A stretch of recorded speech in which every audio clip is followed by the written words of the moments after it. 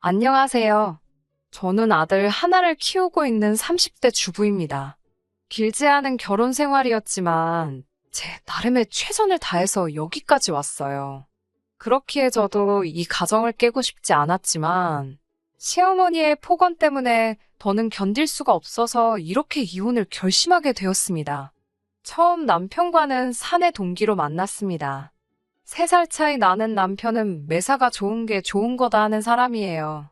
아무리 화가 나도 큰 소리 내는 법이 없고, 그래서 좀 답답한 면도 있습니다. 연애할 때는 이런 무던한 남편의 성격이 좋았습니다. 저에게 크게 요구하는 것도 없었고, 다툴 일도 별로 없었으니깐요. 하지만 결혼하고 살아보니까 연애할 때랑은 또 다르더군요. 아이들 문제로 부부싸움을 하게 되어도 시댁에서 무리한 요구를 해와도 한 번을 속 시원하게 제 편에 서준 적이 없는 사람입니다. 그런데 왜 진작에 헤어지지 않았냐고 누군가 묻는다면 당연히 아들들 때문입니다. 2살 터울로 태어난 아들들에게 아빠의 자리를 뺏을 수는 없었으니까요. 또 애들한테는 비교적 자상하고 따뜻한 좋은 아빠였기에 그냥 내가 좀만 참자 생각했습니다. 사실 결혼을 약속했을 때부터 시어머니의 막말은 조금씩 있었습니다. 남편의 고향은 서울에서 한참 먼 곳으로 소위들 말하는 시골 깡촌이라고 불리는 곳입니다. 그리고 시어머니는 그곳에서 유일하게 아들을 대학 보내신 분이에요. 그렇다 보니 당신 아들에 대한 자부심이 대단하십니다. 그래서인지 처음에 제가 남편과 결혼을 약속하고 인사를 드리러 갔을 때부터 저를 마음에 들어하지 않으셨어요. 저더러 학교는 어디까지 다녔나 하시길래 저는 서울에서 여대를 나왔다 하니 여대가 무슨 대학이냐며 혀를 차시더라고요. 그러면서 여자는 어차피 시집가면 남의 집 사람 되는 거, 그 부모가 헛돈 쓴 거라고 하셨습니다. 하지만 그때는 시골분이시라 말씀을 좀 거칠게 하신다 생각을 했을 뿐 파혼까지 생각하지는 못했습니다. 무엇보다 남편과 사이가 괜찮았고 남편이 시어머니께 자기가 졸업한 학교보다 이 사람이 졸업한 학교가 훨씬 좋은 대학이라고 저를 대변해 주었거든요. 그렇지만 시어머니는 그런 남편에게 언제부터 네가 나한테 말대꾸를 했냐며 괘씸하다면서 더는 들으려고 하지 않으셨습니다. 하지만 시어머니의 막말은 거기서 멈추지 않았습니다. 같이 회사를 다닐 때부터 남편은 인기가 많았어요.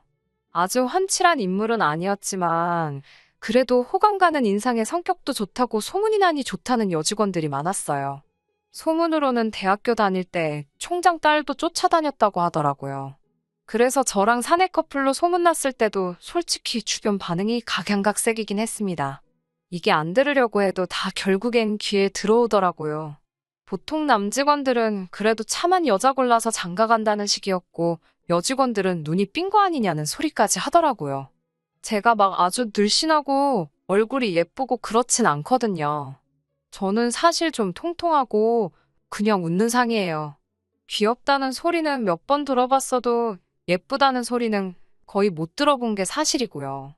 그런데 시어머니가 번번이 제 외모를 지적하시더라고요. 가만히 있는데 왜 인상을 쓰고 있냐고 하시면서 여자가 그러고 있으면 들어오던 복도 나간다고 하시고요.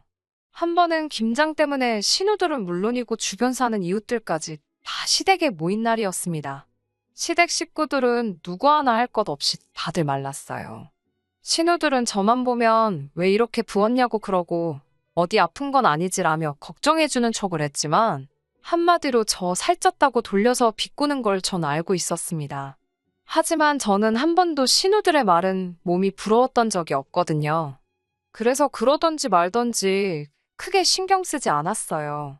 그런데 그날도 김장을 하러 간 거니까 제가 좀 헐렁한 옷을 입고 있었거든요. 그랬더니 시어머니가 다들 모인 자리에서 저더러 살 좀 빼라고 이래가지고 어떻게 애를 낳냐면서 무안을 주시더라고요.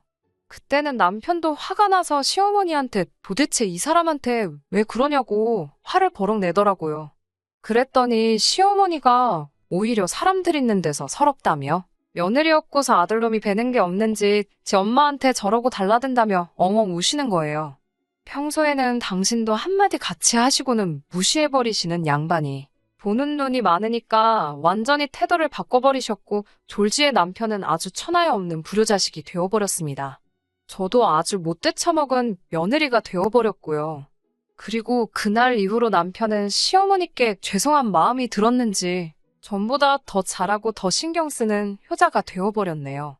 김장 사건 이후 얼마 뒤 제가 임신을 했습니다. 양가 도움 없이 15평 남짓의 투룸에서 살림을 하고 있었는데 하루는 말도 없이 시어머니와 시아버지가 올라오셨더라고요. 집들이 이후로 한 1년 반 만에 오셨던 거예요. 그런데 오시자마자 집을 둘러보시더니 아직도 이 집구석에 사냐면서 어디 시부모 잘 곳도 없다고 옹삭하다며 계속 싫은 소리를 하시더라고요. 제가 멋쩍게 작은 방 치워드릴게요 하니까 어디 시부모가 왔는데 창고 같은 작은 방에서 자라고 하냐고 당신들이 안방을 쓰시겠다 하더라고요. 당시 저도 배가 불러오고 있어서 안방 침대를 내어드리고 바닥에서 자기가 곤란한 상황이었거든요.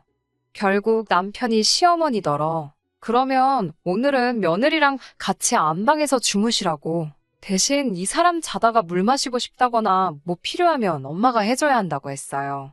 그러자 시어머니는 며느리가 상전이냐고 한마디 하시더라고요. 남편이 손주 가진 며느리한테 그 정도도 못 해주냐고 하니까 그제서야 됐다고 그냥 작은 방에서 주무시겠다 하시더라고요. 하루 이틀 계시다 신우네로 가실 건가 했는데 3일째가 되도록 가시지도 않고 신우 쪽에서도 전화 한 통이 없길래 이상하다 싶었습니다. 그래서 제가 시부모님께 언제쯤 내려가실 거냐고 하니까 노인네 둘이 깡촌에서 할 것도 없고 심심하시다며 한 달쯤 있다 갈 생각이라 하시더군요. 그 말을 듣는데 정말 눈앞이 깜깜했습니다. 그러더니 저에게 집에만 있으면 갑갑하다 하시면서 나가서 산에라도 가자고 하시는 거예요. 임신 후 5개월인 며느리한테 산에 가자고 하는 시부모님이 또 계실까요? 그러시면서 하시는 말씀이 너 살도 좀 빼야 되지 않겠냐면서 얼른 산에 가게 준비 좀 하고 나오래요.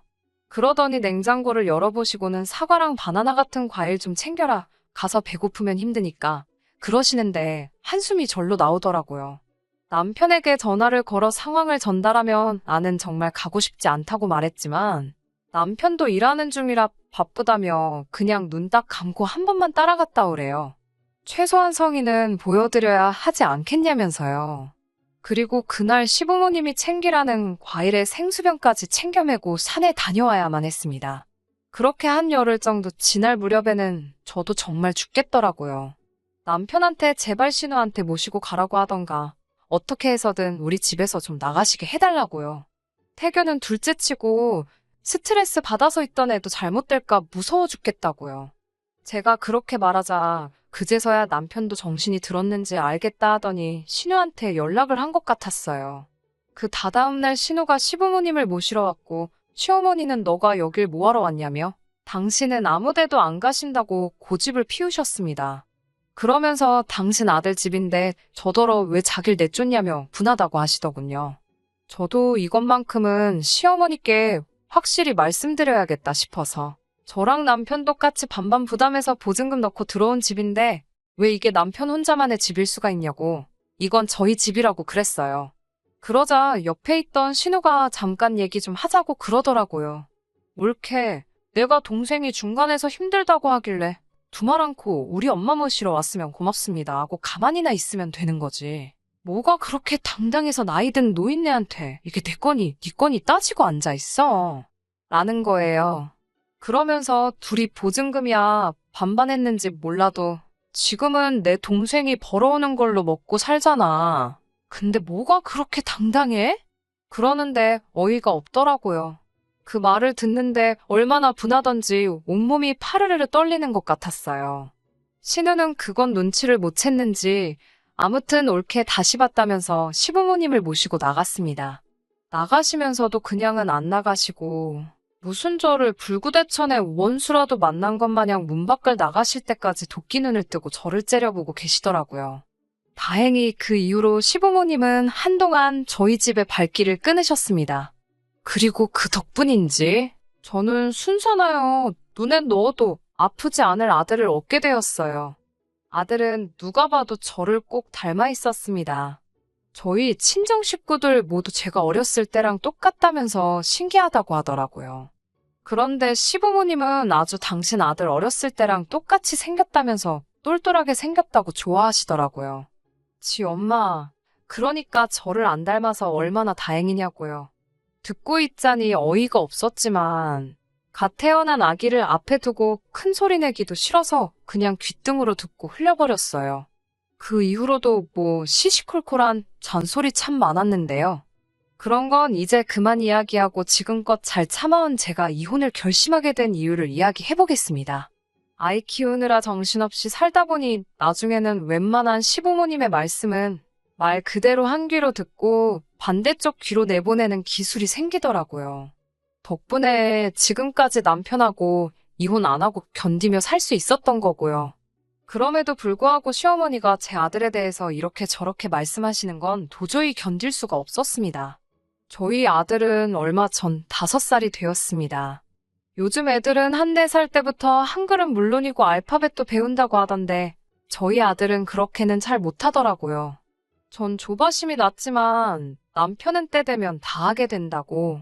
아직도 피덩이나 마찬가지인데 너무 애한테 스트레스 주지 말자는 주의였어요.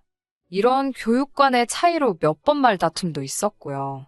그런데 한 번은 시부모님이 손자보고 싶다고 올라오셨을 때였어요. 시부모님은 한술 더 떠서는 애가 공부에 흥미 없는 게 다 저 때문이라고 하시면서 앞으로 뭐가 되려고 저러는지 모르겠다 하시는 거예요. 그래서 제가 아무리 그래도 그렇지 아직 한참 어린애한테 그렇게 말씀을 하시냐고 쏴붙였습니다.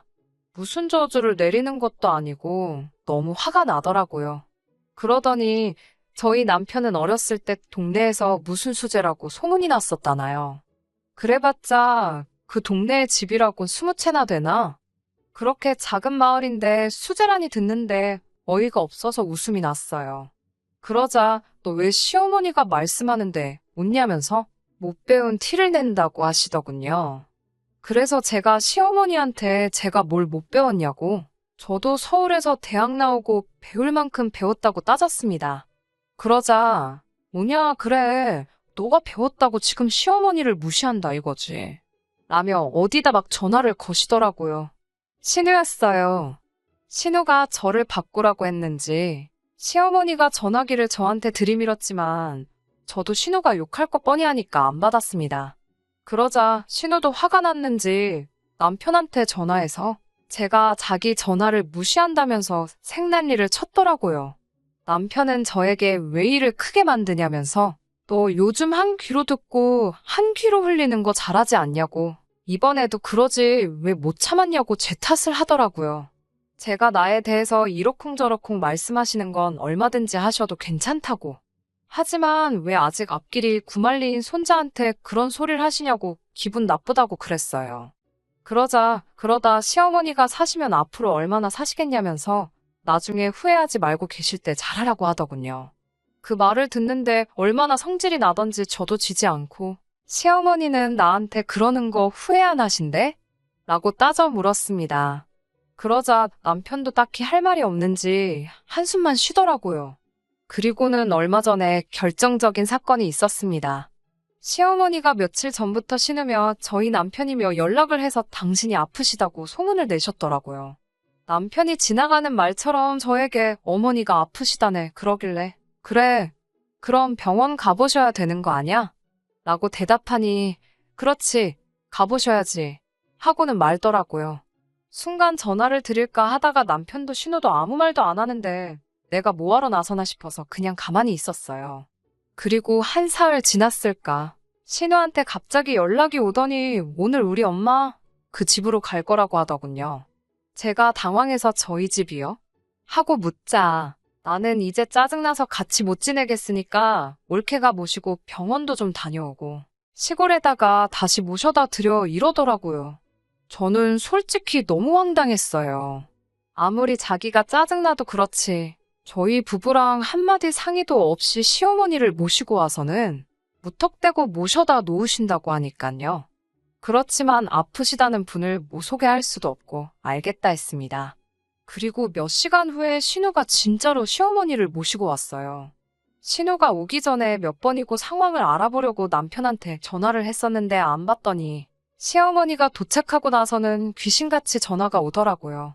그러더니 어머니는 어때 보이냐며 저보고 어머님한테 잘 해드리라 하는 거예요.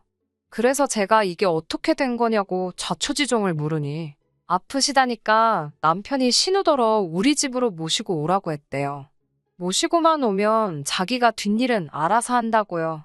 그래서 제가 나랑 상의라도 한마디 하지 그랬냐고 하니까 그럼 네가 퍽이나 오라고 했겠다면서 자기도 중간에서 힘들다면서 그냥 시부모님이 뭐라고 하면 네 하고 그대로만 하래요.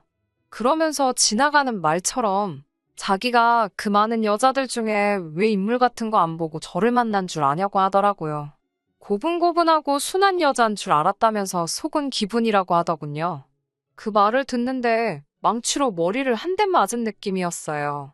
저는 그래도 남편과 사랑해서 한결혼이라고 믿었기에 시댁의 부조리한 대우에도 꼭 참고 남편만 보고 살았으니깐요. 제가 그날 밤 퇴근하고 돌아온 남편에게 나를 사랑한 적은 있냐고 물으니까 남편이 그냥 홧김에 한 소리를 가지고 또 무슨 사랑했냐는 그런 소리까지 나오냐면서 그만하자고 자기 피곤하다고 그러더군요. 지금 생각해보면 저는 그때 남편이 한 수 접고 들어가는 그 모습에서 어떻게든 희망을 찾으려고 한 것 같아요. 제대로 잠도 못 자고 다음날 일단 시어머니를 모시고 병원으로 향했습니다. 시어머니는 할 일 없는 제가 같이 가는 게 당연하다며 저더러 맨날 남편 출근하면 혼자 집에서 밥이나 해먹고 뒹굴거리니 좋겠다고 비아냥거리시더군요. 애는 옆에서 칭얼거리지 시어머니는 뭐가 불만이신지 계속 비아냥거리시지 정신이 하나도 없더라고요. 그러다 시어머니가 결정타를 날리셨습니다. 제가 운전하는 걸 가만히 보시더니 저더러 대가리에 든 건 없어도 몸땡이는 잘 굴리네 그러시는 거예요. 그런 상스러운 말은 살면서 처음 들어봤기에 저는 너무 놀라서 하마터면 가로수를 들이받을 뻔했습니다. 가까스로 차를 멈추고 제가 뒤를 돌아보며 시어머니께 방금 뭐라고 하셨냐니까 듣지 않았냐며 몸땡이는 잘 굴린다고 그러면서 그러니까 내 아들도 꼬셔내고 그러시는 거예요. 저는 바들바들 떨리는 두 손으로 간신히 핸들을 부여잡고 집에 돌아올 수 있었습니다. 집으로 돌아와 남편에게 있었던 이야기를 하니 처음엔 제 말을 못 믿겠다며 말 지어내지 말라고 저더러 아무리 시어머니가 싫어도 적당히 하라고 화를 내더라고요. 제가 녹화된 블랙박스 화면을 보여주니 그제서야 남편도 시어머니한테 왜 그런 말씀을 하셨냐고 그래요. 그러자 시어머니가 그게 왜 녹화가 돼 있냐며 당황하시더니 자기는 칭찬으로 한 소리라고 말도 안 되는 변명을 늘어놓으시더군요. 남편은 저에게 요즘 어머님 건강이 안 좋아서 그러신 것 같으니 좋은 게 좋은 거다 생각하고 그냥 넘어가자고 그러더군요. 나이 드신 양반한테 따져서 뭐가 좋겠냐고요. 그렇지만 저는 이번만큼은 사과를 받아야겠다고 했고요.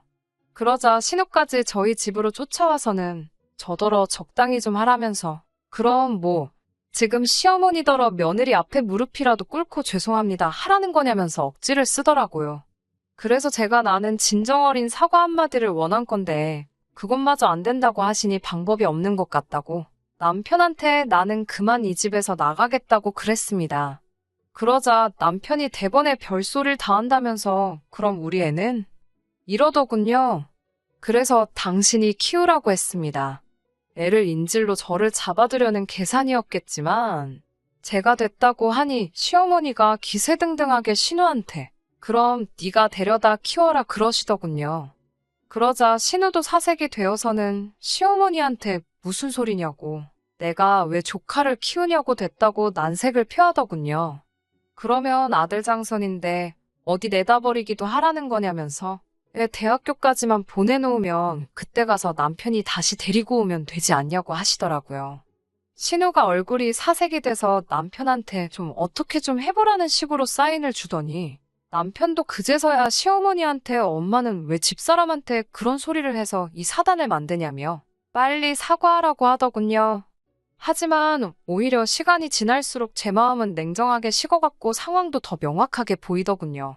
저도 엄만데 아들을 포기하고 싶은 마음은 추호도 없었어요. 하지만 아들 때문에 제 인생을 포기할 수도 낭비할 수도 없었습니다. 그래서 저는 남편에게 양육권이랑 양육비 주는 조건이면 언제든지 애는 보게 해주겠다고 그리고 이 이혼 후에도 만에 하나 시어머니 돌아가시고 나서 그때 가서 다시 시작하자거나 할 생각하지 말라고. 세상 그 무슨 일이 있어도 당신이 나랑 다시 합칠 일은 없을 테니까. 혹시나 하는 기대도 진작에 버리라고 말해줬습니다. 남편은 저에게 생각할 시간을 달라고 하면서 일전에 자기가 저에게 했던 모든 말들은 진심이 아니니까 잊으라고 하더군요. 어머니 편, 아내 편, 둘 다 동시에 들 수는 없으니 전부 제가 이해해 줄 거라 믿고 어머니 편을 들었다고요. 그러는 편이 괜히 놓친내 거슬러서 저한테 날이면 날마다 못 살게 굴 것을 못하게 한 거라고. 이게 다 제가 편하자고 남편인 자기가 옳은 결정을 내린 거였으니 저보고 그런 부분도 조금 이해해달라는 그럴싸한 변명을 제 마음 다 떠나가서야 하네요. 사랑했던 남편이고 아이에게는 좋은 아빠였으니 저도 마음이 끝까지 흔들렸지만 단지 시어머니가 늙어가신다는 이유로 그 모든 화와 처우를 견딜 수가 없었습니다. 그렇게 지금은 남편과 거의 이혼 절차의 마지막 단계인 이혼 숙려 기간 중입니다. 이혼 사유는 당연히 시어머니의 언어폭력이었고요. 이혼이란 결정을 홧김에 내리지 않게 숙려 기간을 준다고 하는데 고작 사주 가지고 풀어질 상황이었다면 이혼도 하지 않았겠지요. 다시 돌아갈 생각도 추호도 없습니다. 제가 다 참아 제 얼굴에 침 뱉기 같아서 다 적지는 않았지만 이혼을 하기 위해 증거랍시고 그동안 시어머니께 녹음된 통화를 보니 양이 생각보다 훨씬 많았거든요. 그리고 병원 검사 결과가 나왔는데 시어머니는 풍에다 약간 치매기도 있으시다고 하네요. 신우는 자기가 독박 쓰고 돌보게 생겼다 싶은지 하루가 멀다 하고 저한테 그동안 미안했다고 열심히 사과하면서 이제 제발 마음 고쳐먹고 애를 위해서라도 다시 돌아오라고 하는데 그런 속이 뻔히 보이는 꼼수가 이젠 통할 리가 없지요. 앞으로 고생하시라고 한마디 해드리고 말았습니다. 어린 아들을 데리고 앞으로 살아갈 생각을 하면 하루는 할 수 있다 싶다가도 하루는 또 암담하고 그래요, 솔직히. 하지만 이제는 아들에게 좋은 롤모델이 되기 위해서라도 제 자존감을 지키며 살아가려고 합니다. 들어주셔서 정말 감사합니다. 끝까지 들어주셔서 감사합니다. 오늘의 사연은 여기까지입니다. 구독과 좋아요, 알람 설정 부탁드리고 더 좋은 사연으로 다시 찾아뵙겠습니다. 감사합니다.